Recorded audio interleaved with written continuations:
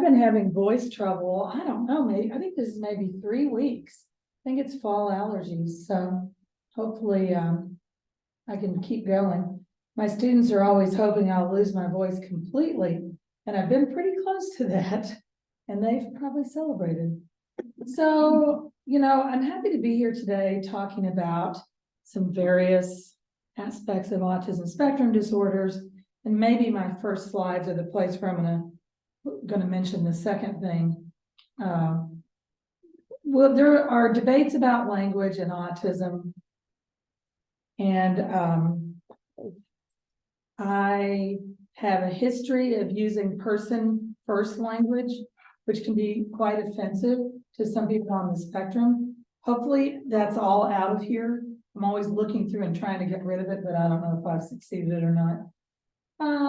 So a lot of people on the spectrum would prefer what they call identity first language. So they'd rather be called autistic or an autistic person. In education and psychology, we were taught person first, person with autism so long, it'll still slip back in. I'll go in between. Annoy everybody on both sides of the debate. And I gave a talk on autism and suicide this time last week. People really liked a table and an article. So I thought, well, I'll put it in for people to see today. So Dr. Anthera, this is actually an interesting article aimed at researchers. I was like, oh, that is unexpected. I mean, I think the information is still useful for teachers, friends, clinicians, whatever. But I thought it was cool that this was aimed toward people writing up research studies, conducting research, writing grants, trying to get their language so that it feels more acceptable, that it's not as ableist. And if you look at this table, you can see that on the left are potentially ableist terms. Maybe we should do a scavenger hunt, and you can see where in this talk today, or in the words that I say, you can catch me using some of this language, because I guarantee it's in there somewhere. I actually had a set of slides that I really like, that they aren't mine, so I couldn't edit them, and I could see that they were full of this language, so I got rid of them. I pulled them out. And on the right are suggested alternatives, and these will change, right? So you young people, you're probably more up on current terms now than some of us are, but you won't be, in another 10, another 20, another 30 years, you'll have to change your language too. So, it's true in autism, it's true in all kinds of fields. But, I think people would rather not be considered to have comorbid conditions. They would prefer co-occurring or happening with, just medicalized language. Who could be a fan of it, right? When it's talking about you would rather not be a syndrome, a disorder. And the whole point, I think, about this autistic person is that some people on the spectrum feel like that autism is so interwoven with their own identity that they feel like this is a more appropriate, that it's not some condition or medical diagnosis that's, unfortunately stuck to them. Rather, it is interwoven with their entire identity, could not be treated, pulled out, eliminated, some of the other kinds of terms. There'd be nothing left. I think they would say, if you took my autism away, I would be nothing. So I want to be called autistic. So that's just a little a pre-topic to talk about. And along the same lines, the other thing that I want to say that I have been moving more and more toward, and it's very easy to do, I think, when you're getting older and most of your career is behind you instead of ahead of you. There's this concept, nothing about us without us.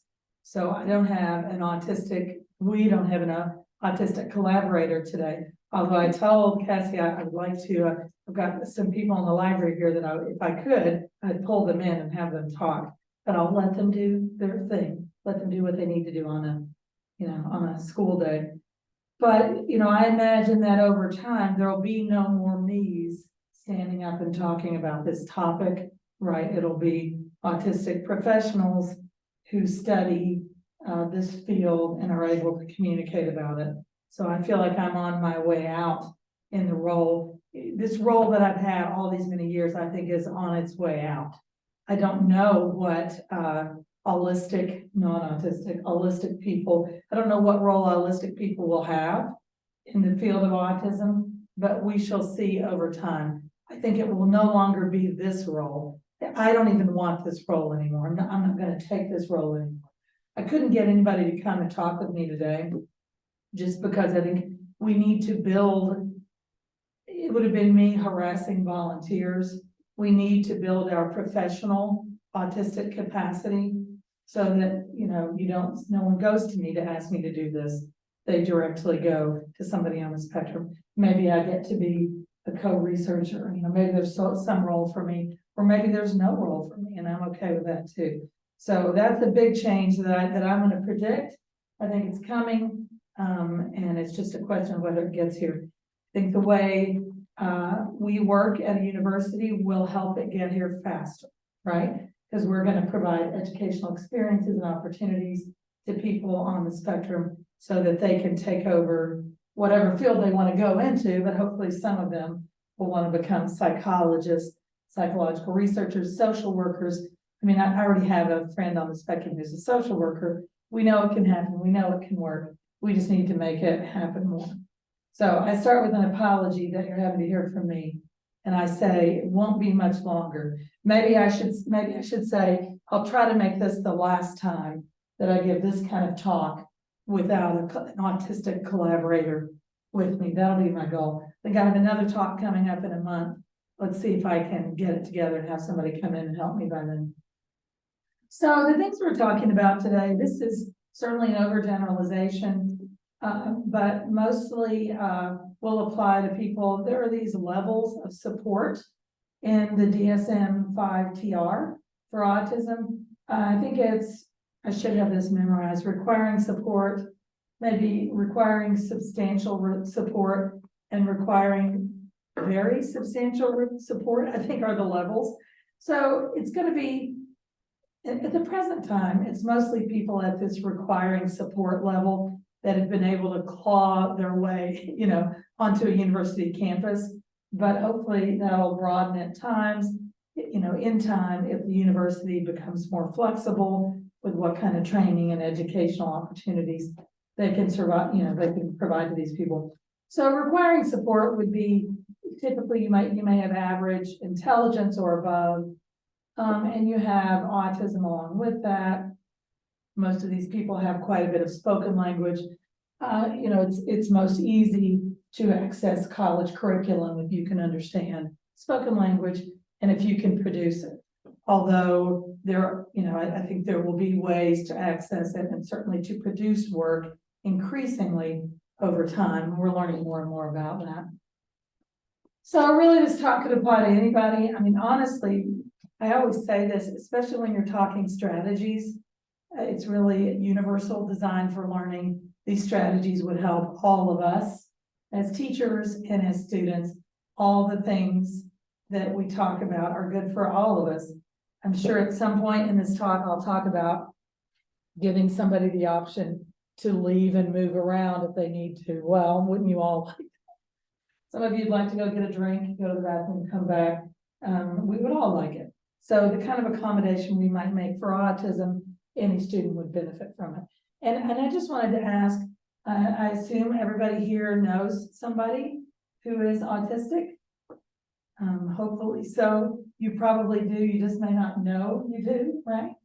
So hopefully you've been able to have social encounters with people on the spectrum, hopefully teaching and hopefully more and more having colleagues on the spectrum. So the real way, of course, to learn about autism is to meet lots and lots of autistic people, right? That's the best way to learn it, because there's so much diversity within this group of people.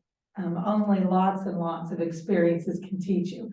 Although I do think some things can help you get started more quickly. I had a conversation with Team Vance earlier this week, and I was trying to explain something to her And I think she said, I get it, it's delicate or something. And I was like, okay, good. So she gets that, because if she doesn't, then I can't tell her anything else. We can't move forward unless she has some basic understanding. And I presume she's gotten that basic understanding by just meeting people on the spectrum, and they teach her, and you know, she gets better at understanding. So a couple of lead-in slides on why it is important for students on the spectrum, with your help and understanding, to pursue higher ed and employment, right? Why does this matter? Why is it so important that you understand how to be a supportive university faculty or staff member? Here we go. I can't see it on that one, but I can see it here. So this is some results from outcome research by Lara Klinger and her colleague Osborne. Klinger is at the University of North Carolina, and the North Carolina UNC has this program called Teach. It's really one of the very first decades ago programs to try to help families and their kids who had autism. And Klinger has all that data, decades and decades, really generations of data at her disposal. She's a great researcher, and she looks at all that data to try to see where people are going throughout their lives. So she has an employment data set, and she looked at outcomes for people who have autism, but people who do not have cognitive difficulties. So they have average cognitive skills or above, but then they're also autistic. So what she found out is this group of people, if you look at what they're doing with themselves after high school, they're 3 times more likely to have nothing to do, no structured activity during the day, in comparison to people with intellectual disabilities. So you would think intellectual disabilities would hold a person back, but there's sort of a net for that in society.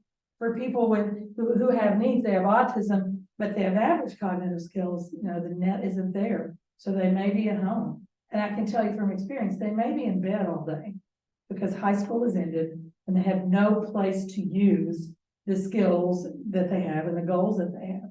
Only 18% of this, you know, smart group received employment supports, compared to 86% of people who had intellectual disability along with their autism. So even though, well, employment stats show us that autistic people of all kinds have trouble keeping jobs, if you have average cognitive skills, you don't get help with that. And those who do get employed switch jobs often, which is stressful for anybody, but especially stressful for somebody on the autism spectrum, because change is not easy for them. Have difficulty adjusting to the new jobs, wouldn't we all? And make less money. So then we have poverty and economic stresses going on. And then the last, this is an old stat. So we need to look for a new, right? We need to go 10 years forward and look for a new one. I think it's probably better. But as of 2011, only 39% of students on the autism spectrum who started post-secondary ed completed their post-secondary ed. So students, this would be if you have a project that you need to do a lit review on, employment and autism would be a great area to look at. You could email Lara Klinger and say, I sent you, and does she have any new data? I'm sure she does.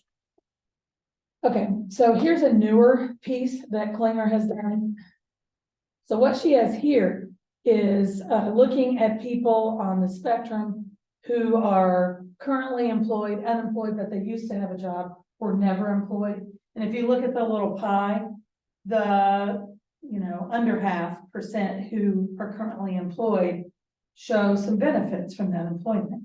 I mean, we complain about working, right? But work kind of does us good too, to some degree. If we have a job, a positive job that does us good. Increased contact with friends, fewer symptoms of anxiety, fewer symptoms of depression. So just having some structure, some place to go, some productive activity is good probably for most people. And if you choose not to have that, that's one thing. But if you want it and can't get it, then it's another kind of problem. So again, just to support all of you who are thinking about how the work that you do here may propel someone into a positive implement, a positive way to spend their days and their time. More about employment in higher ed. I mean, this makes sense, right? Higher ed increases the likelihood that autistic people will get a job and be well, appropriately compensated. Autistic people who successfully graduate from university, however, still remain less likely to be employed than university graduates with other disabilities. So it's almost as if autism is a specific kind of risk factor, probably because the core of it is unusual relationships and ways to relate to other people, causes problems getting hired, probably causes problems staying on the job. But really, I think it's people's ignorance about autism. If you understand it deeply, you're less I won't say you wouldn't be offended, but you're a lot less likely to be offended by a social, unusual behavior that somebody might engage in. And honestly, I think you can make things work more smoothly if you get what's behind the behavior you may see. And if you can see the potential for autistic people to be incredibly devoted to their field, very rule-oriented in completing the tasks they've been asked to do, they can make holistic people look pretty bad, right? What are you doing talking about football? That's nonsense. We're at work. Let's do our tasks. I think the holistic person doesn't like that. They don't want to be corrected for their football talk, wasting time. But to the person with autism, it's breaking a rule. We're here at work. We're supposed to be doing work. But they can have difficulty understanding, what we used to call water cooler talk, chit chat that these foolish autistic people engage in. It can be hard for them to get into it. So this is pretty, fairly recent data, although I'm noticing it's before COVID. I'm always a little suspicious about information that doesn't include that COVID period. Do you know if there is careers that are more, that they succeed more on, or facilitator, or environments or settings? Great question. So she's saying, are there certain fields that might be more popular for autistic people? I mean, there are stereotypical answers to that, like coding, right? Or library. Sometimes I'll have somebody with autism say, yes, I know, I work in the library. I know I'm stereotyped, but it's comfortable. It's quiet, right? I don't get assaulted with loud noises.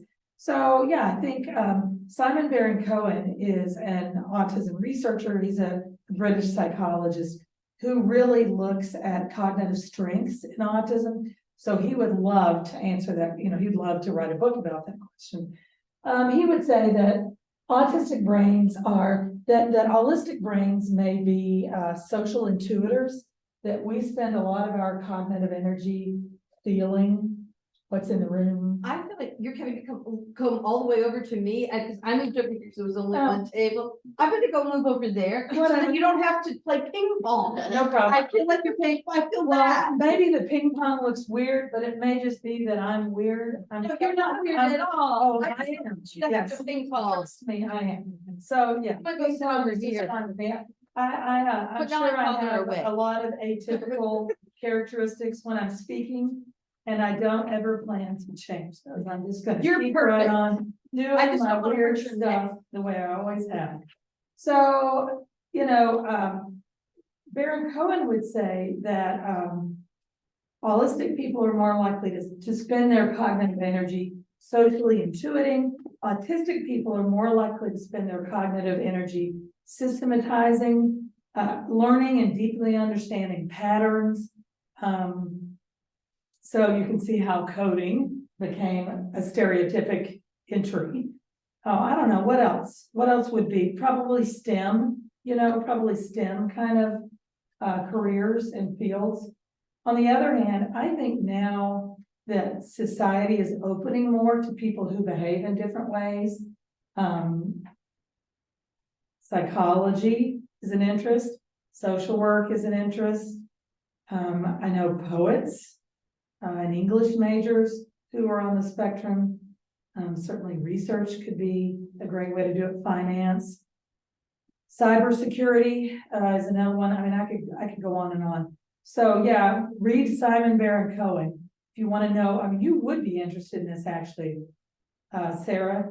He's got some good writings on deep cognitive patterns, and how they might lead to a particular career choice or just ways of functioning. So there's that, but I think the goal is that people could end up anywhere. You know, they could choose what they like if those avenues are open and if their colleagues are tolerant. It might be that at this time, that computer programming colleagues may be more tolerant of unusual or unique social behaviors, while psychologists are not as tolerant of that, more likely to be critical or rejecting. So I think that's probably a factor. Gosh, thank you so much for that question. Need to add a slide on that. So I've got a bunch of these. I hope these are not too pathologizing. Kick me if they are. Go ahead and kick me anyway, because I'm sure they are. But we'll just do a quick run through of some of the differences that may result in support needs and that you may need to understand as instructors or university staff people.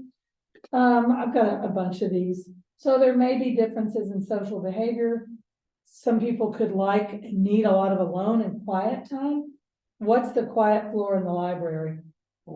Okay, 4th floor, just even having it here is great. You know, my son graduated from here. That was his favorite floor. He even had a favorite little cubicle, I guess he used to sit in. So having that as a resource is great.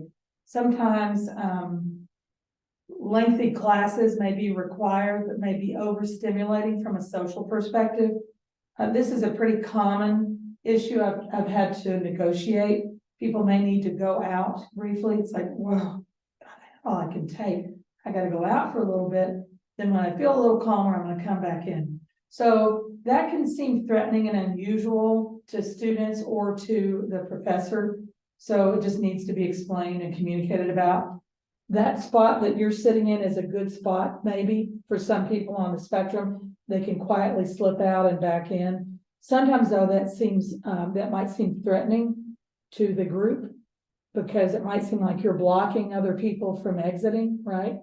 So you have to understand, why is the person doing this? They mean no harm. They need to step out for a little bit and come back in. So something like that. We can also have people that are super socially active and interested. Lorna Wing called these people socially odd. Surely there's a more positive word for that, because they're amazing people, really put themselves out there. But boy, they can really make your life a good place. I certainly am. I certainly have had a better life because of interacting with these people. So I'm a goofy person. I need to watch myself and not pester people that need more space. And usually they'll be assertive and say, you're on my nerves. Please shut up. Please go away. I can only take you once a month. Or in some cases, I will email you, but I don't ever want to see you in person. So I have to understand that, and I do understand it. On the other hand, some people may love me and think I'm fun and, you know, want to hug and kiss me, and we got to figure that out. Too. I love side hugs. I'm a big fan of side hugs. You can have different eye contact. So if you have an autistic student, don't assume because they're not looking at you that they're not listening. They may be listening more because they're not looking at you. They may have a different facial expression than others in the class. And you may have to, you know, catch them afterward and say, are you okay? Are you understanding this? How is class going for you? Because you may not be able to tell that from their facial expression. They may have differences with imitation. Oh boy, this is a really cool finding. The ASH line study took lines of different sizes, and autistic, non-autistic people were asked to tell which 2 lines were the same size. Anybody know this study? I know you do. So what happened was they had a confederate in there. They had a fake participant, and the fake participant chose the wrong answer. And the autistic people, like, Your class. yeah. So they chose the wrong answer also, right? Yeah. Well, I don't have the year or the research, but somebody duplicated it with autistic people. What do you think the results would be? What would you anticipate? Right. Yeah, they were like, I don't know what you're thinking. You seem to be wrong and I'm going to correct you. So, there's a positive to that. They might not cave to groupthink and social pressure. It can also cause problems because people don't like you sometimes, people don't get you. So anyway, some cool research out there. Differences in communication, all kinds of different stuff. Some people will say that really language talking is a core difference that they feel. A lot of times, pace for communication is a problem. So you get lots of people who would like to do asynchronous. I mean, I would assume an online class could be good for that. You don't have as many social demands. And if you've got a lot of asynchronous, you could do it at your own pace. A lot of people have, it's so funny. This just happened last week. This person came up to me, a parent, and said, we've got some real problems here.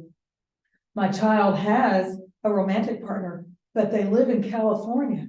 So they're completely alone. I was like, you just told me to have a romantic partner. They're not completely alone, but the person's in California. Now to me, right, because I know a lot of people with autism, I was like,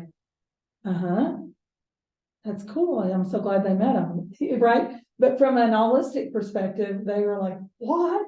This person will never have I was like, they already have a romantic partner. And are they good with that? Are both parties? They were like, yeah, in fact, my child was having a problem and this person communicated with me and offered support. It's like, sounds really great. Sounds like it's a supportive relationship. So, right, if you know autism culture, that makes perfect sense to you. It's asynchronous. There's lots of space. They can work out, together how to interact. I think those two people probably game together, do social media kind of stuff together. So, a lot of it is just us opening up what it could mean to have a friend, to communicate. I'm a really fast talker. So for me, I have to notice when somebody's having delays and then, sit on myself. Wait, be quiet. Sometimes the delay could be so long that later the person texts or emails and tells me what they wanted to say. And they'll say, you talked over me and I couldn't say, so here it is. So I'm sorry. So there are understandings that need to be made on both sides. Sometimes people on the spectrum have a particular kind of sound to their speech and language that I can recognize and feel, and sometimes they don't. Seems like females may be a little less likely to have that.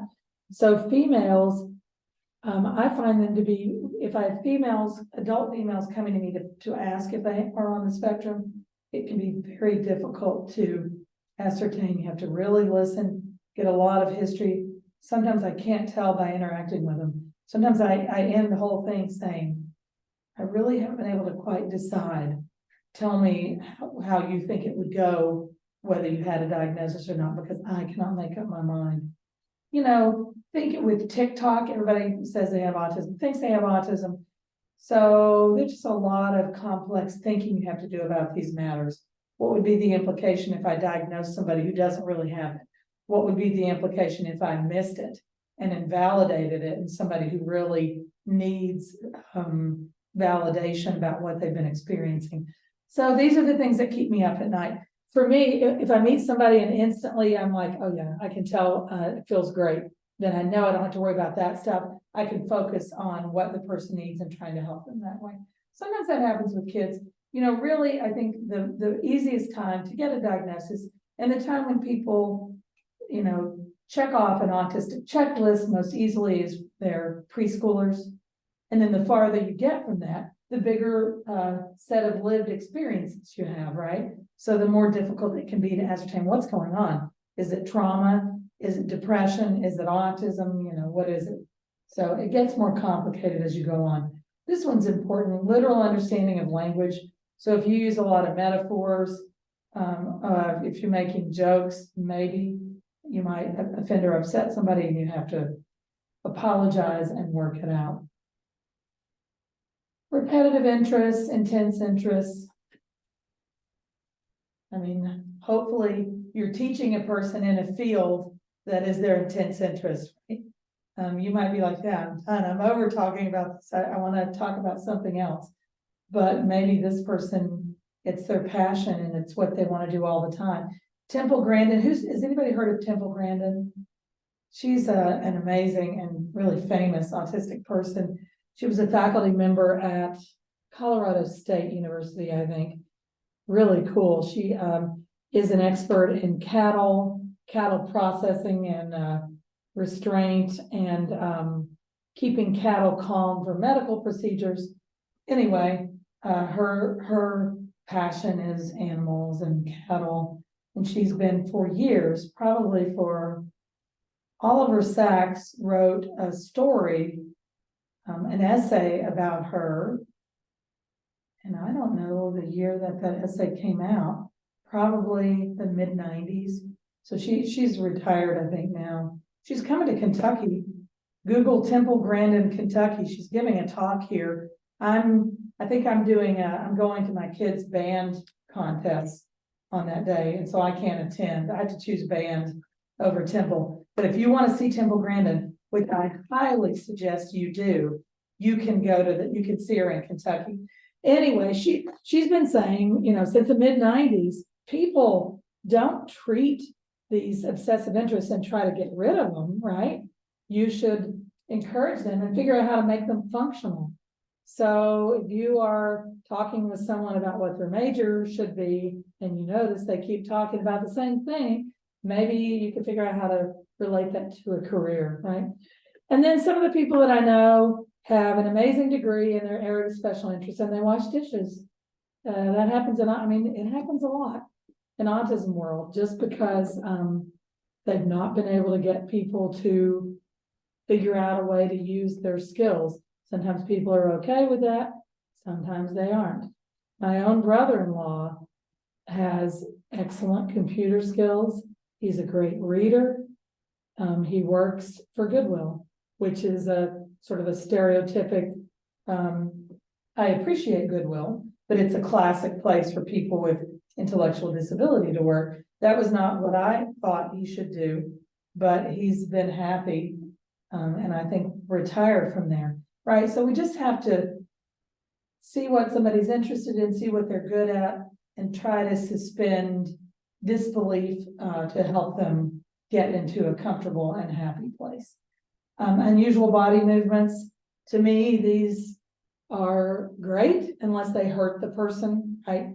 Sometimes people could do, I think I've got a suggestion on here somewhere, which may not get to, about how repetitive body movements, you kind of need to know somebody's baseline. If they increase to a certain degree, you may know that the person needs something or is having a problem. You could use that as a message to you. And sometimes the person needs to understand the message that it's when I do this really big, really long, what does that mean? Sometimes people hold those in all day and then they do them when they get home at the end of the day. Cool, whatever, that's fine. Sometimes they'll find a quiet place to do it.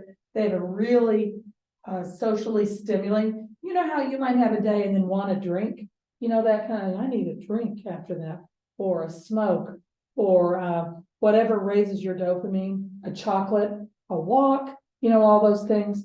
Well, an autistic person, it might be some repetitive motion. I love it. And then occasionally you have to intervene if it hurts the person's body, if it's so intense that it hurts the person's body. People on the autism spectrum can have more deliberate self-injury as well.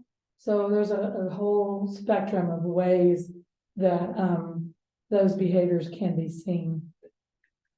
You can have obsessive rituals, which can be really fun if you let yourself be part of those. Somebody that asks you the same question every time, you give the same answer, it feels good to everybody, and then you move on. Or maybe somebody who the only vocal interaction you have is for them to ask you the same question. Oh, I don't know. I've had a student on the spectrum who had a lot of, this person was going to get 100%. Okay, that was understood. I knew they were going to get 100%, but it was really important to them that they get 100%. They had a lot of questions. They did not need to ask those questions. They were going to get 100% anyway, but they weren't going to be happy and they were going to be stressed in my class if they couldn't answer them. So at first we did it via email, but then of course there'd be a delay, right? While I was doing whatever. And so I was like, I wonder if you could do this. So I said, all right, I'm gonna give you my phone number so that you can text the questions. I'll answer them as soon as I can. If I'm in a jail, which I sometimes am, if I don't answer, I'm either asleep or I'm in a jail. If I'm out and I have my phone with me, I'll always answer. It'll be quicker than email. Don't panic, just wait if I don't get back to you. And usually the answer would be yes, you're on track, no problem. And I said, and I don't want you to text me for, we had a little talk. So it was great. So we had the class for a semester, haven't heard from him since. He got his 100%. He's good. Probably texted me 30 times, and it probably took 30 seconds of my time to answer those questions. Some of you may not be willing to do that. I know autism, and it seemed like a pretty good bet for me that it would work out okay, and it did. Could I have made a mistake and ended up with a mess? Yes. But because I'm me, I'm usually willing to, and I guess because I have a history of people with autism following rules and guidelines that I set if I explain why they're there.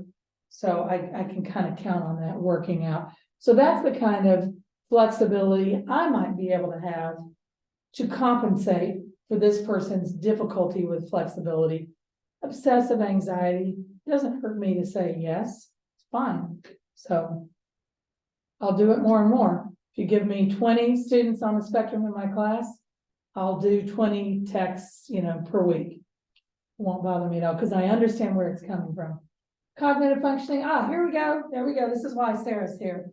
Bear and Cohen, systematizing procedural mechanical skills are intact and maybe phenomenal. Often are. Gosh, I had one recently. Yeah, it was a toddler who in some ways was functioning like, this is a toddler preschooler, in some ways was functioning like a 8-month-old, and in some ways was functioning like an 8-year-old, right? And you can imagine the first people to get inducted into the culture of autism are the parents, right? The parents were like, Dr. Bundy, I don't know. This is what's happening. And I'm going, oh yeah, that's so cool. Fantastic. Yeah. So I hope by the end they understand, oh yeah, this for autism, this is not unheard of. My kid has a really unusual cognitive profile, right? You can never predict what he'll be able to do until you try it. Some high highs, some low lows. And of course, for intervention, we want to build, we want to push up the lower skills so they can use them as they need. And then we want to figure out what to do with those really great skills. Complex processing of information could be relatively impaired, like high level abstraction could be, but at the college level, probably not so much for college level stuff. Could miss the big picture, could focus in on one small part of your project instead of getting the big idea, possibly. Could be too detail oriented, could give you a 50-page paper for a 10-page paper assignment. And then you have to figure out what to do about that. There's only so much energy, and we don't necessarily want the person to be doing that kind of overwork all the time.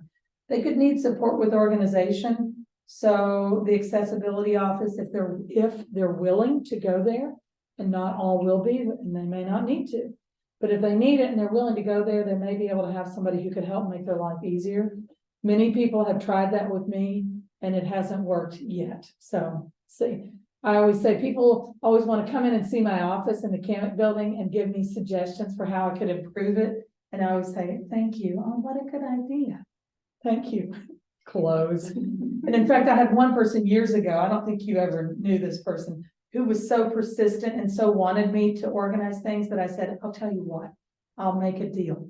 When I'm fired, retired, or dead, you come in here and make it look just the way you want. It'll be fantastic. And she was like, okay, message received. You're not going to do this. Nah, I'm good. I'm good with my piles everywhere. I know where things are. So, you got to offer, but not assume that someone will want this stuff. Sequencing challenges.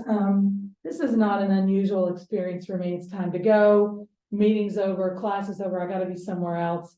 And the person's still there. So then, you'll just have to say, it is 10:39. You're supposed to be done, Dr. But you've hardly gotten started. You need to stop talking in 5 minutes. Some kind of very clear, something like that. I've had some clients where would literally be backing out of the room. It's like, okay, you're still talking. I've told you the time was over and you're gonna see my feet leaving. You're saying that I'm going. Okay, I'm going now. I'm going to my car. I'll see you next week. You know, that's an extreme case. It can happen. I think it's this, you know, it's that stay after class and talk to the professor kind of deal. It's fine. You just need to set your limits and be clear about it. And then they'll do it. Sometimes you can have handwriting kind of stuff. So, you know, you just want to have voice to text, text to speech, all the great things that we have and that are getting cheaper and cheaper, right, by the minute, so that the person can communicate as best. Some may communicate all in writing. Some may not be able to write or type very easily, so they need voice to text. Just see what the person can do, and they'll let you know. Hopefully they'll be able to let you know if they need something. Oh yeah, this is cool. Top goal of autistic college students. This is a new one. Post-COVID. Told you I wanted one of those. So they interviewed 92 autistic college students, 774 holistic college students. Kind of did some comparison and just some qualitative work for the students on the spectrum.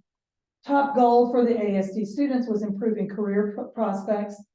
Yet, when they asked what career-related stuff they had learned, not so much actually, now that you mention it. So that's kind of a problem.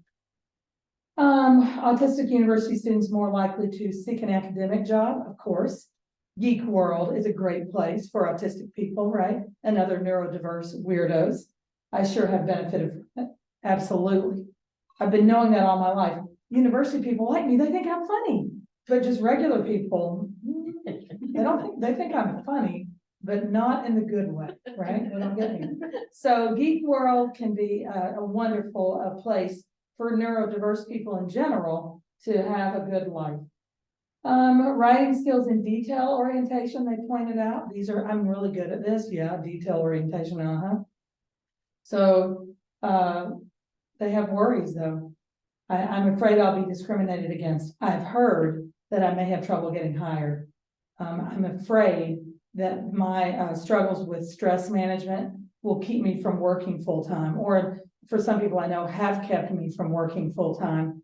And how am I going to negotiate the system of getting insurance and that kind of stuff when I'm really at my best when I work 20 hours a week, and I'm not healthy when I work more. So it can be really complicated. I think maybe one more. Yeah. So they had this research article had some strategies, and maybe we'll finish on this. Prioritize experiential learning opportunities like the one you two are having right now. We've got practicum students over here who are doing real life work as part of their studies. So we need to, I mean, all students need this, right? This is another one of those things that's not autism specific, but maybe somebody with autism doesn't get handpicked for that by their professor because somebody is scared of interacting with them or making it work, who knows? But we need to try to do that. Provide mental health supports. Our university is working hard to do that. We need to keep making that, you know, I think our university is trying to make it available to everybody, and we need it. How about this? Demonstrate commitment to supporting diverse learners by seeking out and hiring autistic professionals. Need to do more of this. More and more. Remember, you want to fire me, you want to have me step to the side and do less down to none of this, while autistic professionals are giving this talk and doing this kind of search. Maybe they'll let me be a collaborator, right? Maybe they'll invite me, or maybe they won't, and I'll not be invited again. And hopefully when that happens, I'll be thrilled, right, to be in the audience. So we've got major strides to do there. More autistic professionals and more out autistic professionals. We have them in our university community, but we may not be taking advantage of what they can teach us and how they can help us. And then the last thing, hey, we are doing this, trying to learn as staff and employees and employers how to appreciate and support autistic colleagues, right? We're all working on that. And I say I finished because we have Dean Vance here, and she's going to talk about some EKU specific information. Now, if the slides get out there, I've got more slides. If you want more, there is more. If you don't, that's okay too. Thank you. I just wanted to highlight some of the resources and support here at EKU, and where you might be able to refer students who you think might need a little bit more support. And Dr. Bundy mentioned the Center for Student Accessibility, and of course, that is a fantastic resource. And she also emphasized students don't have to register with CSA if they don't want to. They don't have to use their accommodation letter if they are registered there. And some choose not to do that. And a lot of that, I think, is because previous experiences they have in K-12, everybody knows my business, and I don't want everybody to know my business when I'm in college. I want to, so much of that first year of college is choosing their identity, who they want to be as an adult, because they have the freedom to do that. And so sometimes they aren't going to register there. I have lots of conversations with students about the merits of doing that. Like, here are the things that it can provide for you, or if you register with them, you don't have to give anybody your accommodation letter. But maybe in a certain class, maybe you need a quiet place to take a test because you didn't realize how noisy your classmates are during exams and how much people fidget or scoot their chairs around. And so maybe you need to take advantage of that, and you step in and say, hey, here's this, and that's fine. If you have a student, maybe they have an accommodation letter and you suspect the accommodation letters won't have a diagnosis, and that's not something that you should ask, but you could maybe suspect with some of the behaviors that this is what's going on. And you can always ask the staff members at CSA, hey, this is an issue that the student is having. How can I best support them? How might I be able to help this person? Many of our EKU students that are autistic students that are registered with CSA also have academic coaches within CSA that they meet with regularly that help them. So sometimes some of those folks can give some really good advice based on their personal knowledge of the student without giving anything away private or confidential.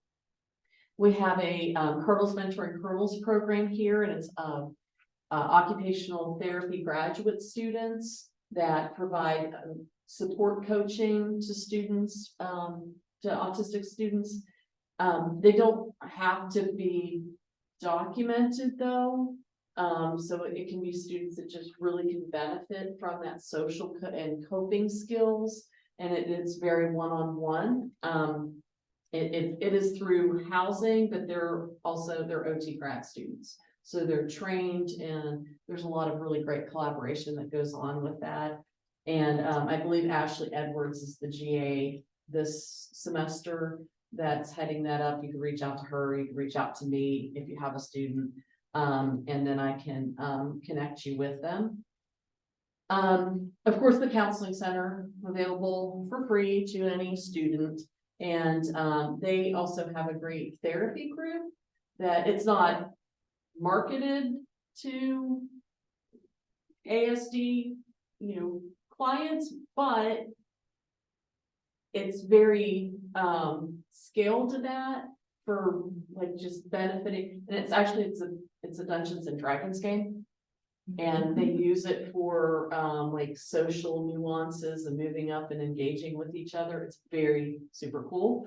And a lot of the students that I've worked with autism also have attended that and loved it. And so now, if there are behavioral issues though in the classroom, student conduct looks at this separately. It can be a student that has a behavioral issue in the class that is disruptive, and maybe the student happens to have an accommodation letter, but we're going to look at that behavior.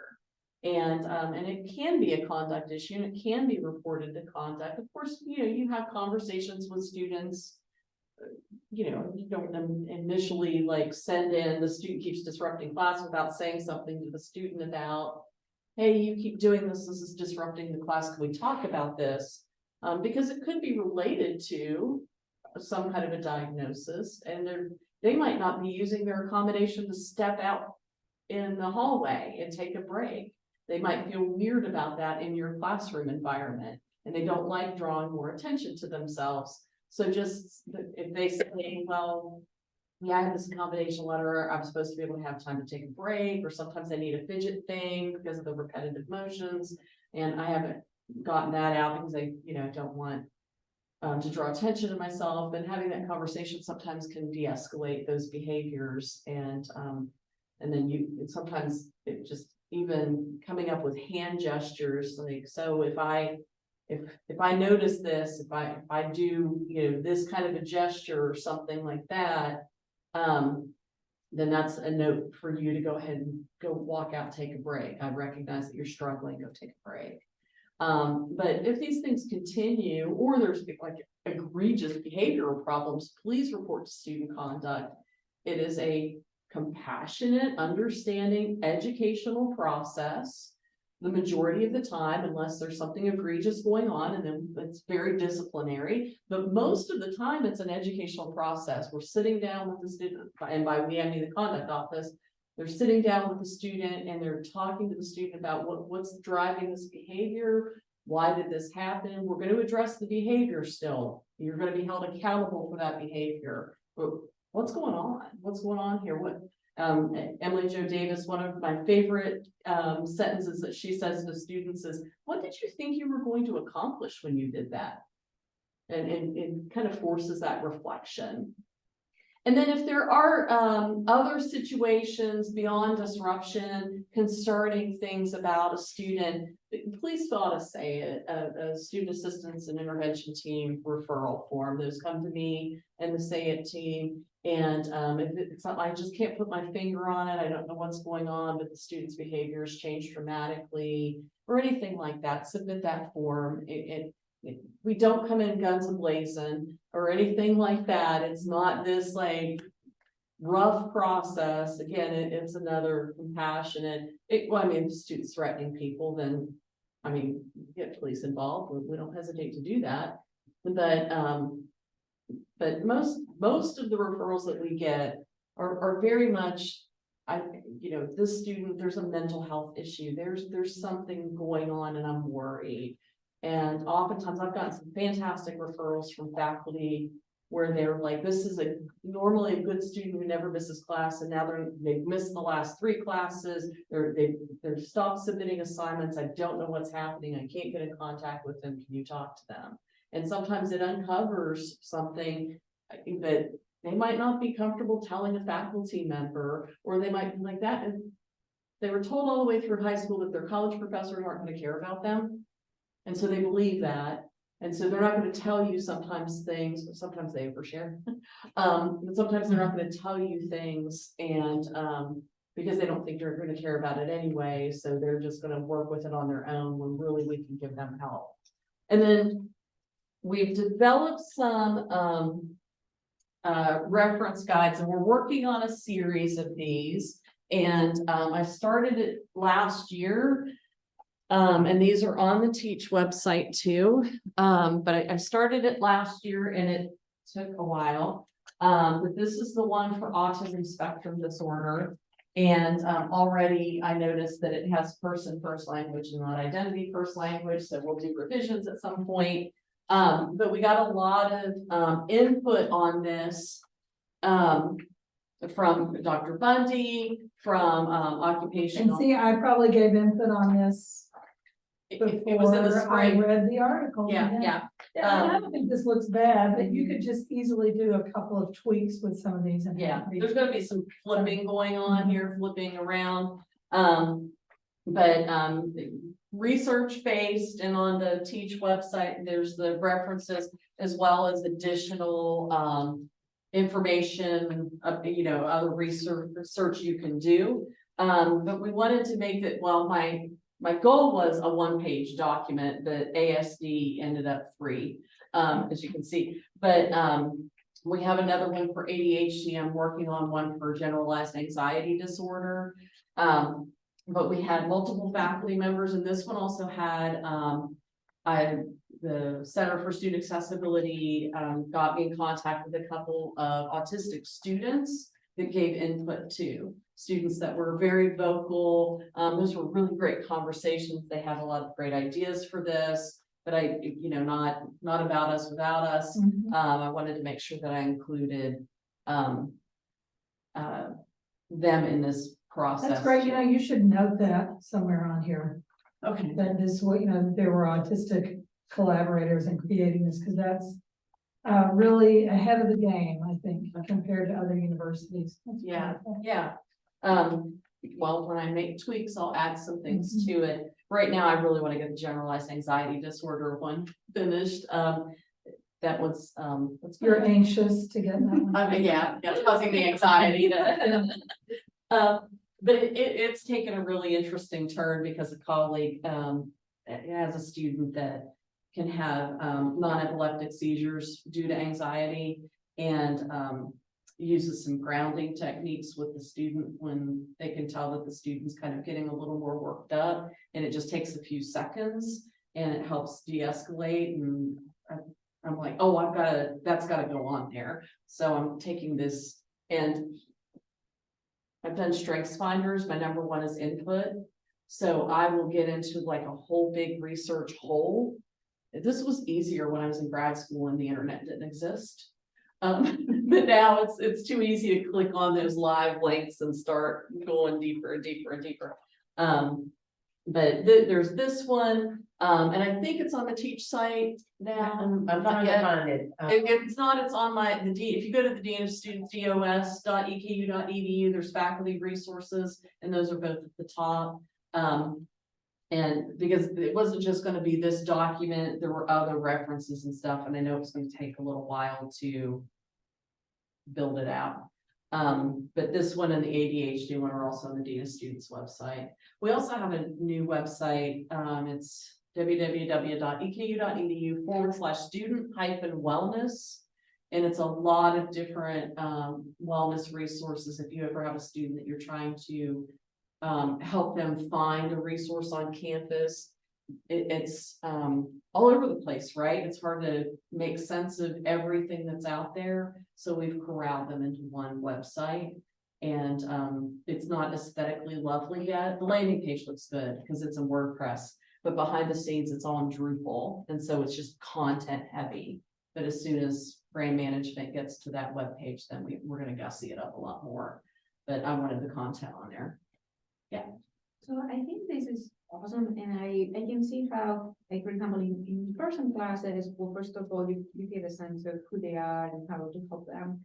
And now we have some of these online classes, especially large online classes, and I've never, statistically speaking, I must have had some of these students in these online classes, because percentage-wise, I must have had it, but I never, in my in-person, I kind of get a sense of the prepared ones, I guess, at least, but I have never heard or done or seen anything on the online, so I guess, oh, I'm sorry. That's okay. I guess my question is, well, some of the clear expectations and feedback will apply, but is there something else I guess we need to do for online? Yes, and building on what you have just said, because I'm sitting here looking at this is all beautiful, but you've got a lot of different things going on in here. You've got things that you need to put in the syllabus. You've got disruptive behavior. You've got some online class stuff. You've got a whole bunch of different categories in here. I want to give this to my faculty, but it's too much. Is there a way? We need subheadings. Yes, and the goal was quick reference guide, Excellent. and then here are additional resources if you want more information. We wanted something that you could look at very quickly. The subheading idea is a great idea, and maybe when I start working on some revision, it's going to make it even longer. The more you divide it up and make it readable. Oh, no. You don't think? This is, no, because the key is there's so many things. Can I help you edit this? Yeah. Because there's some things in here that could be folded in together. So rather than starting with, I have to take this and put it as subheadings, I think there's ways you could organize the information that would address online. You can do this with fewer words, combine topics, and give people what they can get their hands around really quick. Okay. Well, no, the subheadings, I mean, it's a good idea. And there are things in here for online students, and the same in the ADHD one. A big one is how Blackboard is organized. And making things a lot more obvious there. And put the Blackboard stuff together. It won't Yeah, matter. put the Blackboard stuff together, It won't matter. yeah. It's going to look in. Well, Well, but whatever the new, Something will yeah, take put its place. what I'm saying is, put the online you've got, you're all, like I said, this is beautiful. yeah, It's great, but it's a hodgepodge Yeah. that if my faculty, all they're going to see is a lot of dots, yeah. and they're not going to know what to do with this. Uh-huh, So if you have learning platform, do these 3 things. uh-huh. I think it involves setting out priorities Yeah, as opposed to trying to cover the gambit. yeah.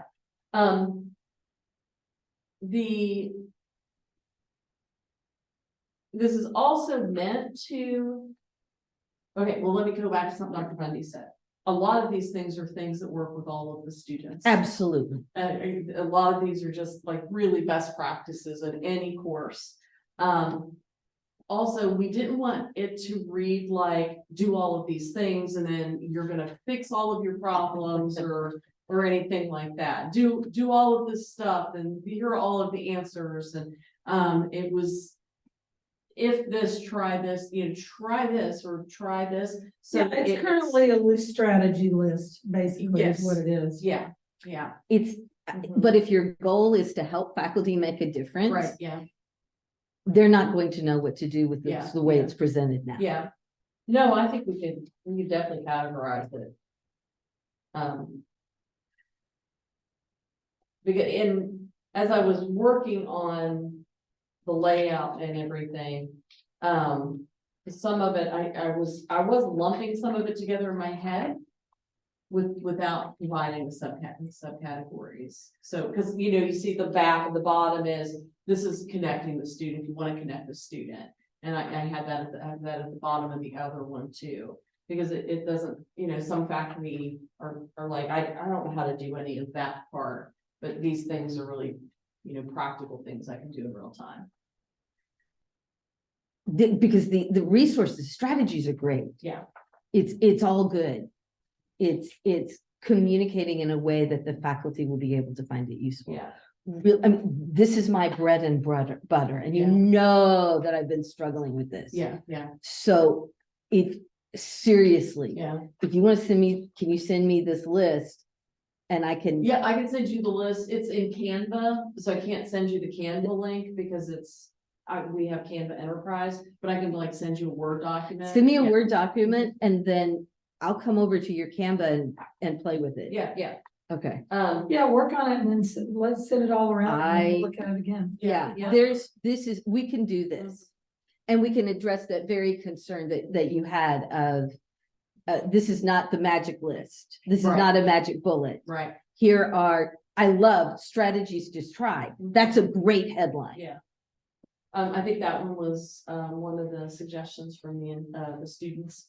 That's a great headline. That and, how students experience ASD. I forget what the original heading was, but they recommended these aren't symptoms or effects or things like that. It's our experience. This is what we're feeling, what we're hearing. So if she edits it, then you should have your collaborators look at it Absolutely. again. Yeah, And really, you guys could probably present this at an educational conference. It could be the whole process of creating this yeah. could be a poster. Dr. Loftus and presentation. I put in something with NASPA about our wellness website, and this will be part of it because when we set up the wellness website, it's not just for students. We want faculty to be able to go in there and know how to refer students, or just say, here, go to this website. You should be able to find what you need there.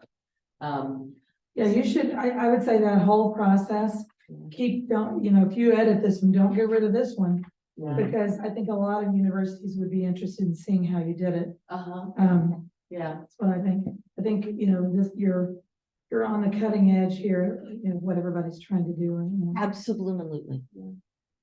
Okay. That's my I'm glad version that of it's cool. helpful. Yeah, we really it really is meant to, faculty used to talk about the red folders a lot. that we had way back when, where it's like, I have an emergency, I pull out my red folder and it tells me Mhm. everything that I need. And, we don't have those anymore, but, I keep thinking about that. I want something that I can look at really fast and say, okay, this thing keeps happening. Let me look at this, and if it's categorized that would, then they can find the category. But we need more online, like a couple more recommendations for online students. Well, my question was more, are we comfortable not knowing who they are in line? That was, like in person, I I know. think that's what it is, yeah, Yeah. I think it is, I think you'll have to be comfortable not knowing. I know exactly what you're saying, they're out there, but if they don't choose to self-identify, and you're not seeing them, you never live interact with them, you just may not know. I guess you'll know if some problems emerge, and you end up having to communicate with the person more, or that their office may end up finding out what's going on with the person. And it may just be that online works pretty well. I mean, Depends on the kid. a lot of people that I would say that some of the worst parts of social interaction, the parts that give them the most trouble, just may not be necessary for online learning. I mean, that should be a study. Maybe that should be your study, looking at online versus in-person course concerns, university concerns for people on the spectrum. Man, it's a great question. And there are platforms too that some faculty use that, I mean, generally speaking, I think when a student opens Blackboard or whatever the learning management system is, they see that as, okay, this is a teaching environment that I interact in with my professor. And when a faculty move and use other platforms to get more engagement, so if they set up a Discord class, or if they use some different social media platforms, students will change their tone, it's almost the code switching, where I've learned that if students are misbehaving, quote unquote, in writing, it's often on some of the platforms outside of the learning management system. And that doesn't mean that they shouldn't be using those, but if they engage on Discord a great deal, and it was originally a gaming platform, so their comportment on there can be a little Interesting. wild, yeah. And the nicknames are wild too. Yes. They are. Yes. And I mean, we started using Discord during the pandemic in the Success Center, and it really was a great way to interact, but we had to take quick control of moderating it, because some students were like, no, this is. Well, they were generalizing their behavior from when they'd used it before to your university use of it. I mean, really, it's a generalization. It's a discrimination problem. Yeah. They're having trouble discriminating how they should behave on university Discord versus gaming Discord.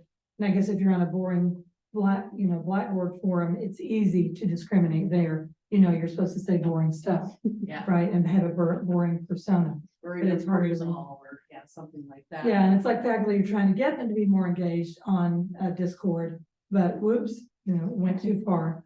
Where's So, the line? Sometimes, I mean, it might not be obvious using Blackboard if there's any kind of communication issues or social interaction. And if you're like her and have an extremely clear and detailed syllabus and never do anything unpredictable, never change deadlines, have it, I think it's probably working for those students.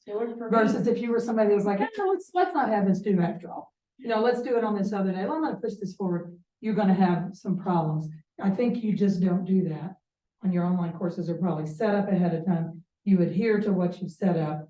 And so people are able to manage that. Yeah. It's the surprises and the switches and the let's do this instead, hard to take for anybody, right? And coping can really fail sometimes for people on the spectrum. So make a syllabus, set things up. If you possibly can, stick to it. Maybe that needs to go on their strategy list, right? Stick to your syllabus. And make everything very clear too, as far as, your headings, and, I always put assignments in here. I always put, and a student recently asked about,